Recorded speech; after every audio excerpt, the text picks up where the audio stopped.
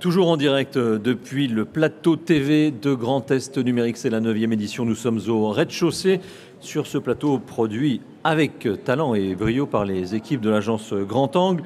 L'invité est une invitée et Sabine Guillaume, bonjour. Bonjour. Vous êtes chef de mission au label à la direction interministérielle du numérique, qu'on appelle communément la DINUM. Et avec vous, nous allons parler de la mission label que vous chapeautez.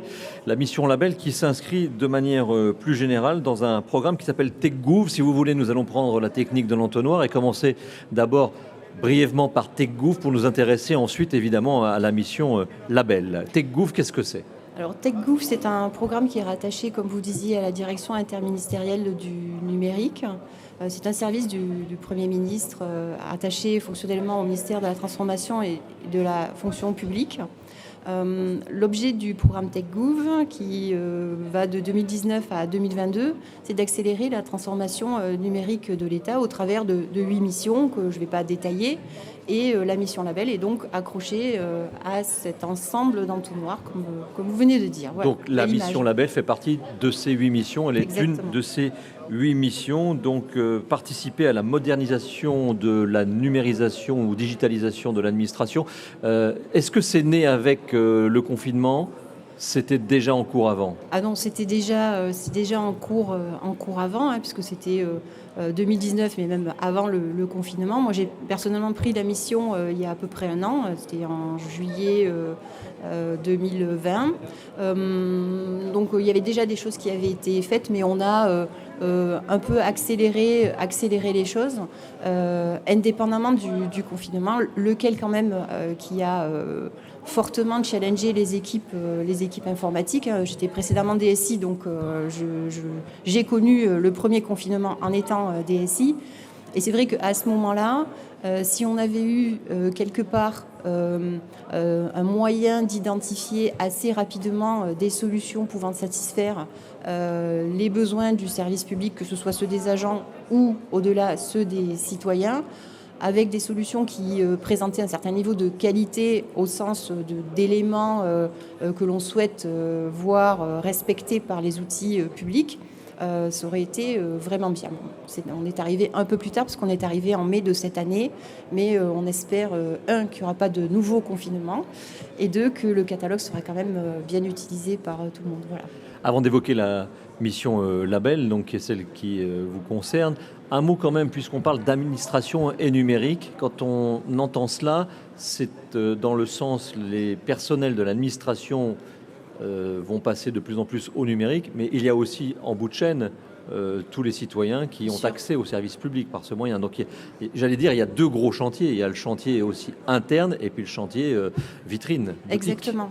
La modernisation, comme vous le dites très justement, a deux axes principaux qui sont la modernisation des relations avec le citoyen via le canal numérique, mais pas que. Le canal numérique ne doit pas rester, n'est pas exclusif, mais aussi la modernisation interne. Et après, par rebond, si on modernise la façon de travailler des agents en interne, par rebond immédiat et très logique, la fluidité des opérations entre le citoyen et l'administration se fera de mieux en mieux. Donc on est vraiment sur ces deux axes de modernisation. Voilà, c'est un travail un peu compliqué pour les DSI. Avant de parler de label, comment se situe l'État français dans la modernisation de l'administration et en matière de numérisation, de digitalisation ? Alors, je pense pas si mal. Il y a des observateurs qui montrent que la France progresse régulièrement, donc c'est plutôt bien. Et puis, en termes d'exemples un peu emblématiques, comme la discussion précédente qu'on a eue avec un monsieur sur le plateau, la digitalisation de la saisie des impôts, par exemple, c'est vraiment quelque chose qui ça nous concerne tous. Exactement. Voilà. Donc, voilà. Par exemple, alors, ce sont des chantiers nationaux. Donc ça, c'est vraiment quelque chose qui a beaucoup changé les choses. On a aussi une accélération des enrôlements au niveau de France Connect, puisque pour les passes sanitaires, donc là, ça revient à votre question, effectivement, le confinement, pandémie, ça a accéléré un certain nombre de chantiers ou d'adhésions, on va dire. France Connect a connu aussi, avec l'histoire du pass sanitaire, une augmentation d'enrôlement. Et puis pour évoquer quelque chose qui traite plutôt des agents publics, il y a une messagerie style WhatsApp qui existe pour les agents publics avec un niveau de sécurité et des contrôles d'enrôlement qui s'appelle CHAP et qui est aussi pas mal utilisé. Donc on a ces gros chantiers emblématiques. Après au niveau territorial, il y a aussi des choses qui se passent mais qui sont sur le périmètre de la collectivité. Évoquons à présent, Sabine Guillaume, Label, votre mission. Si je schématise de façon très réductrice en disant c'est un catalogue numérique, est-ce que ça correspond à cette mission ?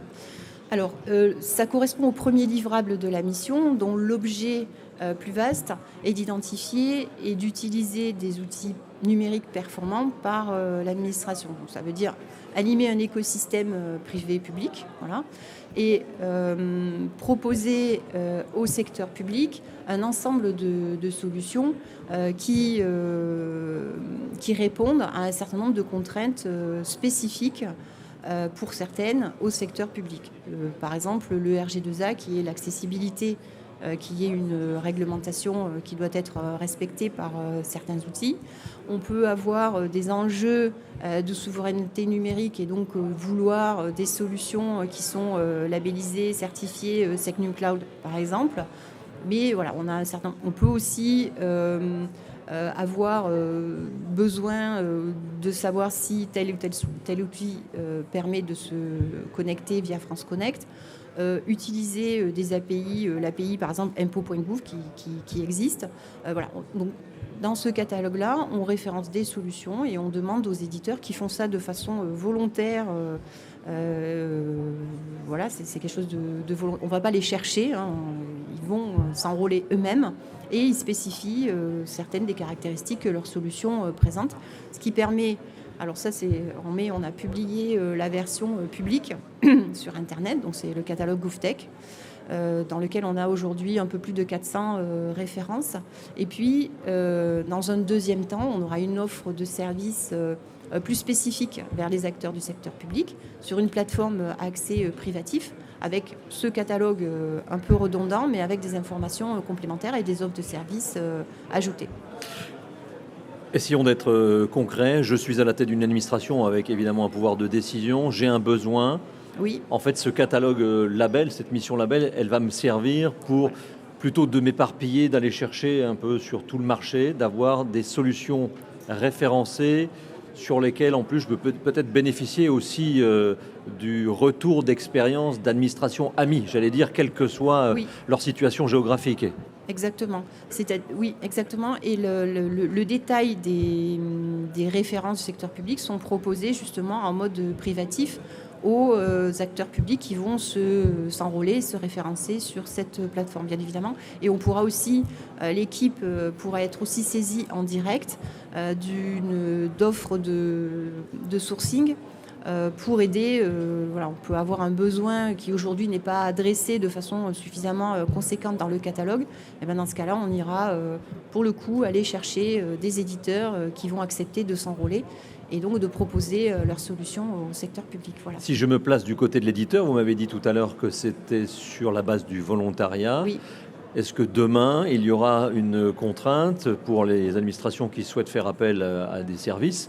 Si jamais l'éditeur n'est pas référencé dans ce catalogue label, je ne pourrai pas l'utiliser. Et donc l'éditeur sortira du champ. Ah non. C'est vraiment pas l'objet. C'est vraiment pas l'objet, puisque de toute façon, le fait d'identifier un outil dans le catalogue par un DSI, par exemple, ne l'affranchit absolument pas de la procédure d'achat marché public qui existe. Il va faire son appel d'offres et ou va faire son marché. C'était ma question suivante. Voilà, non, il n'y a pas de.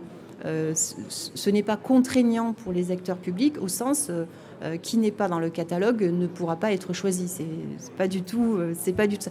L'idée, c'est un plus, une aide, mais pas du tout une substitution aux procédures qui peuvent exister aujourd'hui. Non, c'est pas vu comme ça. Alors, si la DINUM, la Direction interministérielle du numérique, a mis ce catalogue et cette mission label en place, c'est parce que visiblement, il y avait des questions, des besoins, et c'était un peu la brousse, c'était un peu la savane, difficile de s'y retrouver dans les catalogues. S'il y a besoin de faire une sorte de rail pour aller trouver la bonne solution, c'est parce que l'offre était trop Alors, importante? Oui, l'offre est vraiment importante. Oui, l'offre est globalement très, très, très importante. Le catalogue permet effectivement de première vision, mais n'affranchit pas les DSI de continuer à googliser je veux un outil qui fait ça ou ça. Voilà. Par contre, le catalogue a ceci de différenciant qu'il concentre à un seul endroit des informations qui, si on a besoin de les chercher, vont nécessiter d'aller dans plein d'endroits différents. C'est un concentrateur d'informations vraiment utiles pour le secteur public. Quand je vous ai posé la question si je réduisais en disant que Label c'est un catalogue, on m'a dit oui en partie. Quelles sont les étapes suivantes de cette mission Label? Alors après, c'est aussi de porter le message de la qualité. Donc ça fait partie de mon intervention aujourd'hui ici à Grand Est Numérique, que d'expliquer que le secteur public a des contraintes et qu'elles sont fondées. C'est pas pour embêter les éditeurs qu'on demande de la sécurité, qu'on demande de l'accessibilité. C'est bien pour que le citoyen, dans sa vie numérique et dans sa relation avec l'administration, est une expérience utilisateur, comme on dit, fluide, simplifiée et cohérente. Donc, on attend aussi de la démarche cette montée en qualité et, on va dire, pas forcément uniformisation, mais mise à niveau de l'ensemble des parcours usagers que le citoyen peut avoir dans les méandres de l'administration française. Et on évoquait tout à l'heure, je reprends l'exemple des impôts. Je pense que je fais partie des gens qui ont fait les impôts avec les X formulaires CERFA, etc. etc. Il n'y a plus vraiment photo entre les impôts avant et les impôts aujourd'hui, même si, bien évidemment, il y a encore des gens qui ne maîtrisent pas l'outil et pour lesquels c'est plus compliqué, bien évidemment. Dernière question, Sabine Guillaume, on sort un tout petit peu du champ, mais en y restant quand même un peu. Cette période que nous venons de traverser, avec notamment ce tout premier confinement brutal pour tout le monde, quels sont les enseignements que vous en tirez? Alors, le confinement, si je me restreins à mon secteur, c'est-à-dire le numérique, parce que sur la vie privée, c'est... Non, on est d'accord. Voilà. On reste dans le sujet de Grand Est Numérique. Voilà. Ça a été un formidable accélérateur pour le numérique. Et je pense que tout le secteur a bien compris que c'était une opportunité. D'une contrainte. D'arriver à faire d'une contrainte une opportunité. Le sujet le plus emblématique, ça a été le déploiement du télétravail. Donc ça, c'est quelque chose de personnel, on va dire. Par contre, ce que, en termes numériques, il a fallu mettre en place dans des délais hyper rapides, a été quand même une forte prouesse. Voilà. Et je pense, alors je me permets de dire ça, c'est que parmi tous les gens qu'on entend... dont on entend féliciter l'action pendant le confinement, on oublie complètement les gens qui ont bossé comme des fous pour mettre en place des visios, pour déployer des portables, pour sécuriser, pour résister aux attaques qui ont été extrêmement importantes. Les forces de l'ombre, entre guillemets, qui ne sont pas souvent mises en avant. Voilà, donc les numériciens au sens large sont les gens de l'ombre. Et de temps en temps, il est bien de mettre un peu la focale sur eux. Voilà. Merci de l'avoir fait, en tous les cas, pour Sabine Guillaume, chef de mission Label à la DINUM, Direction interministérielle du numérique. Merci, je vous souhaite une bonne journée et un bon retour parmi nous, puisque vous avez occupé un poste à la métropole Messine, donc vous connaissez très bien l'endroit. Oui, merci. Merci. Au revoir.